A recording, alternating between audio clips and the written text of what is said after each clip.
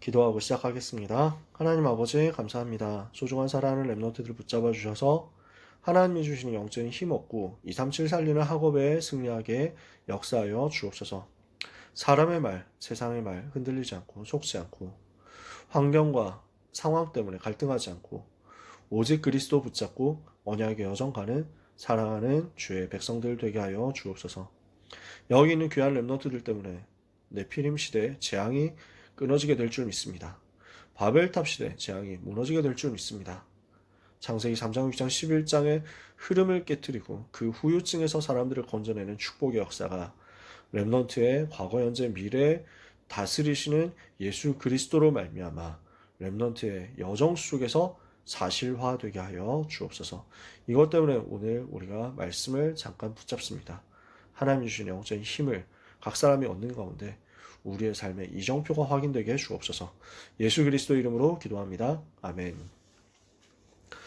네, 올해 반별다락방 컨셉은 이정표예요. 이정표. 그래서 작년에 반별다락방 하면서 7망대에 대한 내용들을 조금 다뤘고요. 그 다음에 7여정 이야기도 했어요. 그래서 7대 여정 이야기를 처음부터 끝까지 다 하지는 못했지만 일단 몇 가지를 다루기는 했었어요. 반별로 진도가 달라서 7여정 다 한 반도 있고 못한 반도 있는데 그게 중요하진 않아요. 여러분 메시지 항상 듣고 있으니까요. 그래서 지금 반별 다락방 시간도 반드시 들어야 되고 반드시 안 들으면은 절대 큰일 나고 이런 거 아니에요. 여러분이 항상 메시지 잘 인도받고 있기 때문에 저는 걱정 없어요. 다만 그냥 일주일에 한 번 여러분 얼굴 보고 또는 이름 보고 같이 기도하려고 모인 거고, 그리고 한 번도 일주일에 따로 다락방 듣거나 복음 듣거나 하는 기회가 없는 친구들 돕기 위해서 반별 다락방 하는 거거든요. 그렇게 마음 편히 생각하고 여러분도 같이 참여했으면 좋겠고, 그래서 마음에 부담 갖거나 어깨에 힘들어가거나 할 필요는 전혀 없으시고요. 그래서 포럼도 선생님들하고 같이 할 거니까 우리 다락방 때 작년에 여러분 해봤으니까 알겠지만 진짜 간단하게 포럼도 짧게 이렇게 진행하려고 해요. 그래서 기도 제목 진짜 필요한 기도 제목만 이렇게 간단하게 받고, 그래서 작년에 망대 여정을 했었는데 올해 이정표를 하게 되는 이유, 이정표를 안 다뤘으니까 이렇게 얘기를 하는 거고요. 그러면 그 이정표의 내용이 뭐예요?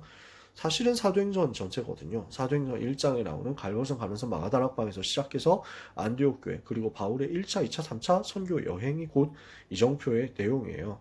그래서 이 부분을 확인하면서 사도행전 전체를 다루려고 하고요. 그 가운데서 사도행전만 다루려고 하니까 앞에 예수님께서 무엇을 명령하시고 무엇을 가르치셨는지를 봐야 사도행전에서 그것이 어떻게 성취되었는지가 확인이 되겠더라고요. 그래서 사복음서에 나타난 예수님의 생애와 예수님의 메시지를 확인을 먼저 하고 그것이 이정표 속에서 어떻게 확인되는지를 이야기하려고 해요. 그래서 올 한 해 같이 인도받으면서 이렇게 나가려고 하고요. 그래서 오늘 첫 번째 내용은 예수님의 탄생 이야기예요. 성탄절 이야기죠. 너무 잘 알죠? 그러면 서론에서 그리스도께서 왜 오셔야 되느냐? 예수님 왜 오셔야 됐습니까? 인간은 원래 하나님 만나야만 행복한 영적인 존재죠. 하나님의 형상 가진 인간은 하나님의 형상대로 창조되어서 하나님과 함께 살 때 행복하고, 하나님 떠나면 죽고 하나님과 함께 해야 살아요. 인간의 생명 하나님께 있으니까. 그런데 인간이 마귀의 말을 듣고 하나님을 떠나서 죄에 빠진 거죠. 창세기 3장 1절 6절 하나님을 배신하고 하나님과의 약속을 깨뜨렸어요. 그 결과 로마 3장 23절 모든 사람이 죄를 범하여 하나님의 영광에 이르지 못하게 됐어요. 요한복음 8장 44절 너희는 너희 아비 마귀에게서 났으니 너희 아비의 욕심대로 너희도 행하고자 하느냐. 마귀 자녀가 되어버렸어요. 이렇게 멸망 상태에 빠져버린 인간은 그때부터 불신자 상태 속에서 절대 못 빠져나오는 거예요. 에베소서 2장 1절 허물과 죄로 죽어버렸다. 과거 문제죠. 에베소서 2장 2절 그때 너희가 그 가운데서 이 세상 풍속을 따르 공중의 권세 잡은 자를 따랐으니 곧 지금 불순종의 아들들 가운데 역사하는 영이다. 그래서 지금 마귀의 종로로 타는 현재 문제죠.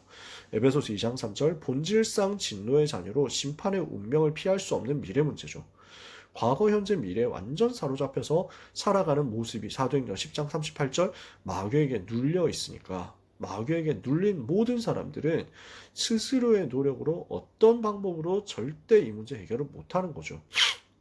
그래서 하나님께서 이 문제를 해결하시기 위해서 직접 살 길을 주신 거예요.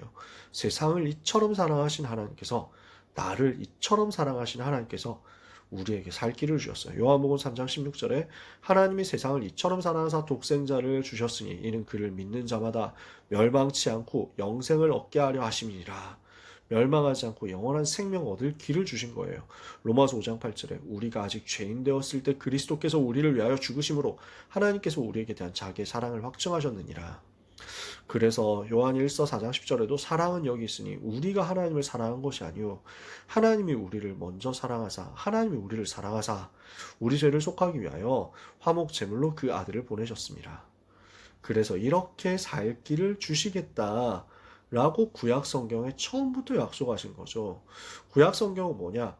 하나님이 세상을 사랑하셔서 살 길을 주셨는데 그 길이 그리스도고 그 그리스도께서 앞으로 오실 것이다 예언한 거예요. 창세기 3장 15절 여자의 후손을 보내서 사탄의 머리를 박살낼 것이다. 그럼 그 여자의 후손 누구냐? 이걸 계속 설명한 거예요. 그게 구약 성경이거든요. 그래서 예수님의 탄생은 구약의 예언을 성취한 사건이었단 말이에요. 그래서 첫 번째, 구약의 예언대로 태어나신 분이 바로 예수님이에요. 구약 성경 이사야 7장 14절에 동정녀 처녀에게서 태어날 것이다 그랬죠. 보라 처녀가 잉태하여 아들을 낳으리니 그 이름을 임마누엘이라 하리라. 처녀에게서 태어날 거라고 했는데 과연 동정녀 마리아에게서 태어나셨어요. 성령으로 잉태되어서 동정녀 마리아에게서 나셨다. 사람의 몸을 입고 와서 아기로서 태어날 것이라고 했는데 이사야 9장 6절에 한 아기가 우리에게 낳고 한 아들을 우리에게 주신 바 되었다. 그 어깨는 정사를 메었고 그 이름은 기묘자라 모사라 전능하신 하나님이라 평강의 왕이라 영존하시는 아버지라 할 것이다. 그래서 아기로 태어날 거라고 했는데 누가복음 2장 1절 7절 예수님이 유대 땅 베들레헴에서 헤롯 왕 때 아기로서 태어나신 거죠. 사람으로서 참 사람으로서 인간에게 오신 거예요. 예수님은 참 하나님이면서 참 사람이시란 말이에요. 그분은 아브라함과 다윗의 자손으로 와야 된다 그랬거든요. 창세기 22장에 너의 씨로 말미암아 천하 만민이 복을 받을 것이다. 너의 씨가 너의 후손이 원수의 성문을 차지하리라. 사탄의 권세를 꺾을 그분이 바로 아브라함의 후손이라고 얘기한 거죠. 다윗에게도 너의 가문에서 다윗의 가문에서 영원히 왕의 자리가 떠나지 아니하리라. 이 말은 육신의 왕 얘기하는 게 아니에요. 메시아가 다윗의 자손으로 올 것이다. 그래서 마태복음 1장 1절에 아브라함과 다윗의 자손 예수 그리스도라고 정확하게 밝힌 거죠. 그분이 어디에서 태어나야 되느냐? 미가서 5장 2절에 베들레헴 에브라다야 너는 유다 고을 중에서 작을지라도 이스라엘을 다스릴 자가 내게서 내게로 나올 것이라. 베들레헴에서 태어난다고 그랬거든요. 그 말씀 그대로 누가복음 2장 11절에 오늘 다윗의 동네 너희를 위하여 구주가 나셨으니 곧 그리스도 주시니라. 베들레헴 마국간 말구유에서 태어나신 베들레헴 마국간에서 태어나서 말구유에 누우신 그분이 바로 그리스도시다.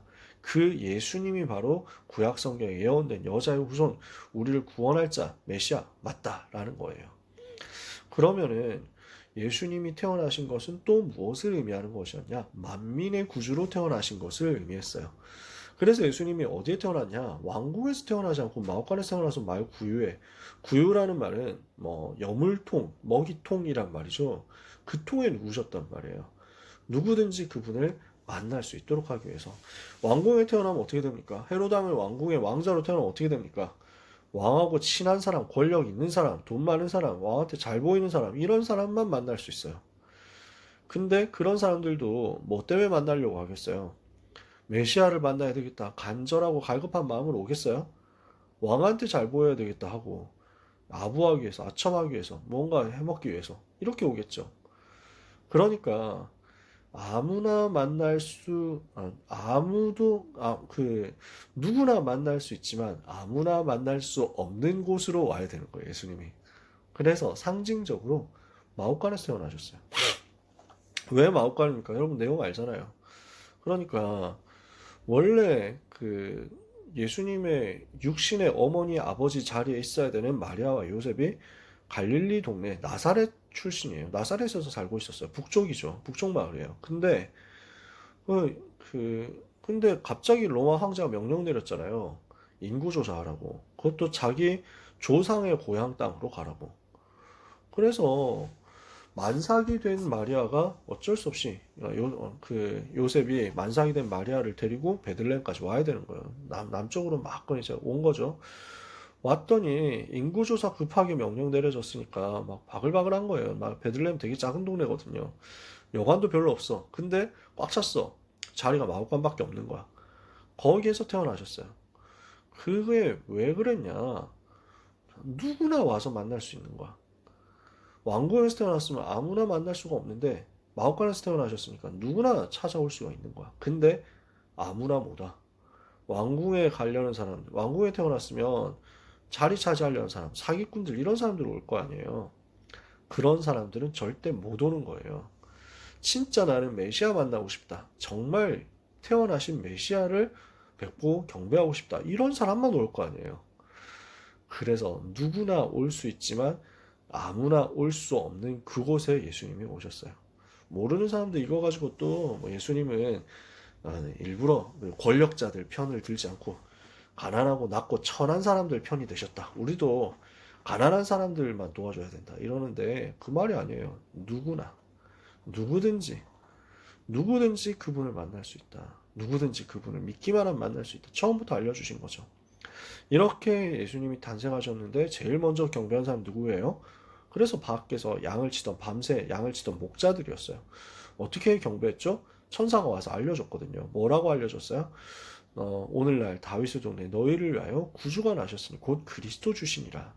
내가 온 백성에게 미칠 큰 기쁨의 좋은 소식을 너희에게 전하는데 이것이 바로 그리스도 태어나셨다는 얘기다 라고 알려준 거죠. 그래서 예수님 탄생은 모든 백성, 모든 나라, 모든 족속에게 전달될 큰 기쁨의 좋은 소식인 거예요.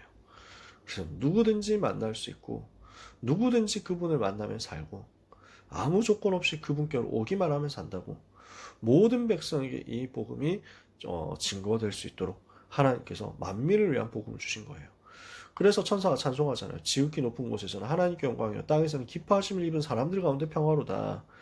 그래서 이 복음을 통해서 전 세계 살리고 사탄의 권세 꺾을 거니까 하나님께 영광 돌리는 사건이고 이 복음 받은 사람들은 그 복음으로 참 평화 누리게 될 거니까 기뻐하심을 입은 사람들 가운데 평화고 모든 사람을 살리는 만민의 구원자로 이 땅에 오신 거예요. 그래서 예수님은 세 번째 그리스도로 이 땅에 오신 거죠. 예수라는 이름은 무슨 뜻이에요? 마태복음 1장 21절에 천사가 요셉에게 알려주죠. 아들을 낳으리니 이름을 예수라 하라. 이는 그가 자기 백성을 저희 죄에서 구원할 자이심이라. 그래서 예수라는 이름은 여호와의 구원이라는 뜻이거든요. 예수님은 자기 백성을 그들의 죄에서 구원할 분이시다. 모든 죄의 저주, 사탄의 권세에서 우리를 구원할 분이 바로 예수님이시고 그분이 하신 일이 뭐예요? 그리스도. 이 사실을 천사가 처음부터 알려줬다니까. 모든 사람을 살릴 구주로 오셨고 그리스도 주라고 이미 밝힌 거예요. 처음부터 스포일러 다 했다니까. 오늘날 다윗의 동네에 너희를 위하여 구주가 나셨으니 곧 그리스도 주시니라. 예수님이 태어난 지 8일 만에 유대 아기들은 태어난 지 8일 만에 할례를 받거든요. 성전 올라가서 할례예요. 그래서 아기 예수님도 성전에 올라가서 할례를 받는데 그때 성전에 시므온이라는 할아버지가 있었어요. 이 사람이 이명계약이 있었거든. 자기가 죽기 전에 그리스도를 볼 것이다 하는 이명계약이 있었어요. 하나님께서 이 사람한테 약속을 이렇게 주신 거예요. 근데 아기 예수님을 보는 순간 성령으로 깨달은 거예요. 그래서 아기를 안고 찬송하고 기도하는 내용이 기록된 거예요. 그래서 주제여 하나님 이제는 말씀하신 대로 종을 평안히 놓아주시는군요. 무슨 말입니까? 그리스도 보기 전까지는 죽지 않는다 그랬는데 그리스도를 봤다는 거지. 이제 천국 드디어 갈 수 있겠군요 하는 거예요. 내 눈이 주의 구원을 보았사오니 이는 만민 앞에 예비하신 것이요 이방을 비추는 빛이요 주의 백성 이스라엘의 영광이니이다. 이렇게 고백한 거예요. 또 안나라는 할머니 선지자가 있었어요. 굉장히 나이 많았는데 이 사람도 또 알아본 거예요. 성전에서 아기 예수님이 바로 그리스도구나 하는 걸 알아보고 찬송한 거예요. 그 사람들이 다 깜짝 놀랐죠. 어떻게 된 거냐 이랬다니까.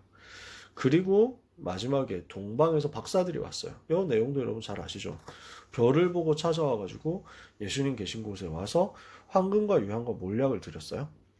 예수님께 경배하고 이 별이 왕의 별인데 이 별이 여기 멈춰 있는 거 보니까 이분이 바로 태어나신 왕이구나 하고 경배한 거예요. 그래서 황금 유향 몰약을 드린 건데 이건 제일 그때 당시 비싼 예물이었으니까 드린 거예요. 근데 자기도 모르게 뭘 얘기하게 되냐? 이분이 바로 왕이요 선지자요 제사장이다라는 것을 상징하고 보여준 거예요. 이걸 증거한 거예요. 황금은 왕권을 상징해요. 유향은 하나님께 올려드린 향이니까 하나님과 사람을 연결하는 걸 말해요. 몰약은 시체에 바른 기름이거든요. 희생 제물을 말하는 거예요. 예수님이 바로 사탄의 권세를 깨뜨린 왕이고 하나님 만나는 길 되신 선지자고 모든 죄에서 우리를 해방하신 제사장이시라는 것을 미리 보여주는 사건이 바로 동방박사의 경배였어요. 그러니까 기름 부음 받은 자, 곧 왕선지자 제사장, 그분이 바로 그 그리스도가 바로 예수님이다라는 것을 알려주는 게 이 성탄절 사건이었다는 거죠. 자, 그러면 결론이에요. 그 예수님이 지금 나에게 찾아오셨다는 게 중요한 거죠.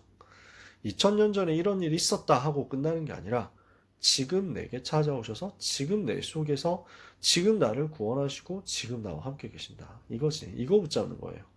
말씀이신 하나님, 창조주이신 하나님께서 사람의 몸을 입고 이 땅에 오셨어요. 그래서 요한복음 1장 이 사실을 밝혔죠.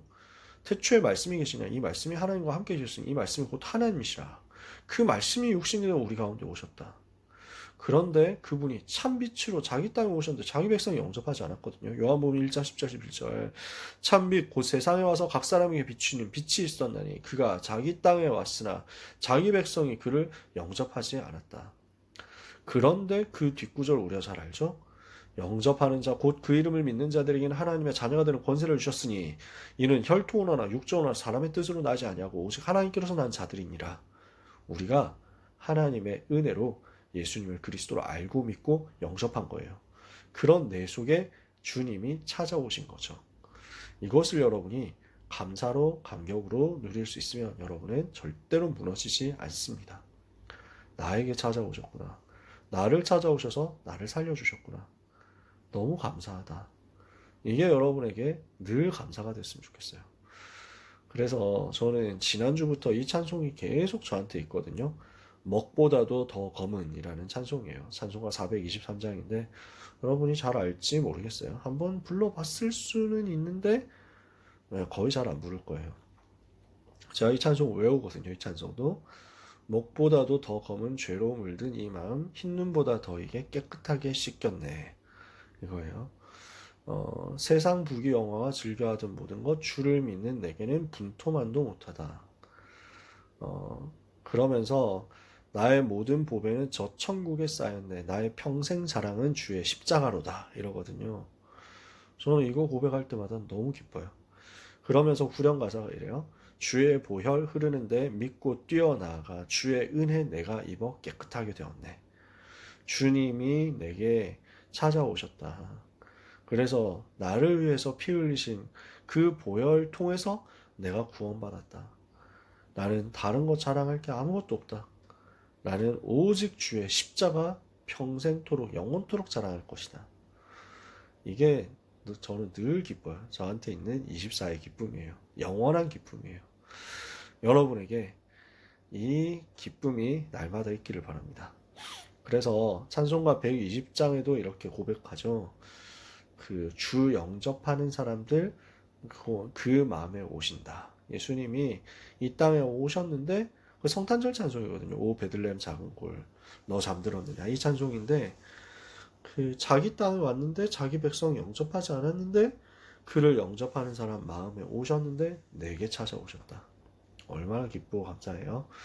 그래서 우리 귀한 랩런트들이 이거 누리는 응답의 한 주간 되기를 예수 그리스도 이름으로 축복합니다. 기도하겠습니다. 하나님 아버지 감사합니다. 사랑하는 랩런트들의 한 주간 주께서 붙잡아 주시며 인도해 주옵소서. 하나님의 망대가 견고히 세워지게 하옵시고 하나님의 여정 가는 가운데 이정표를 날마다 확인할 수 있도록 성령 인도에 민감한 영적인 상태를 허락하여 주시옵소서. 아무도 빼앗아갈 수 없는 이 복음 안에 있는 영적인 힘이 각 사람에게 사실적으로 회복되게 하여 주시옵시고 언약의 여정 가는 가운데 사탄의 권세가 발 아래 무릎 꿇는 역사가 날마다 있게 하여 주옵소서. 사랑하는 랩런트들 한 주간 걸음 부활하신 주 예수 그리스도의 성령께 부탁하오며 모든 문제의 결자 되신 예수 그리스도 이름으로 기도합니다. 아멘.